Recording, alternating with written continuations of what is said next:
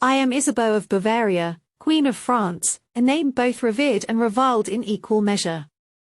My life began in 1370 in Munich, a daughter of the Duke of Bavaria, destined for a world I could scarcely imagine.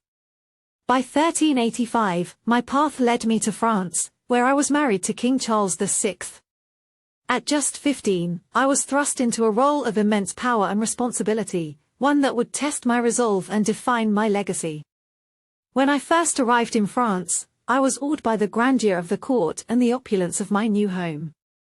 But behind the splendor, I discovered a kingdom riddled with division, mistrust, and a fragile monarchy. Charles, my husband, was a charismatic and capable king when his mind was clear. Yet, tragedy struck early in our marriage when he succumbed to bouts of madness. His episodes, violent, unpredictable, and heartbreaking, left me with the daunting task of navigating the labyrinth of politics and betrayal that surrounded us. As regent during Charles's incapacities, I faced ceaseless scrutiny. I worked tirelessly to maintain stability, seeking alliances and balancing the competing interests of powerful factions. Yet, my actions were often misunderstood or vilified. The Armagnacs and the Burgundians, two feuding factions within the French nobility, sought to use my influence to their advantage. My every decision was judged harshly, my motives questioned at every turn. Some whispered that I was overly ambitious, a foreigner who cared little for the French crown. Others accused me of being a puppet of the Duke of Burgundy, whose rivalry with the Armagnacs led to bloodshed and civil war. One of the darkest chapters of my life came in 1392, during Charles's first major episode of madness. He believed he was made of glass and could shatter at any moment. Watching the man I loved descend into a world of delusion broke my heart, yet I could not afford the luxury of grief. The burden of ruling in his stead was heavy. I became a mother to 12 children, 6 of whom survived into adulthood, and I worked to secure their futures while safeguarding the kingdom.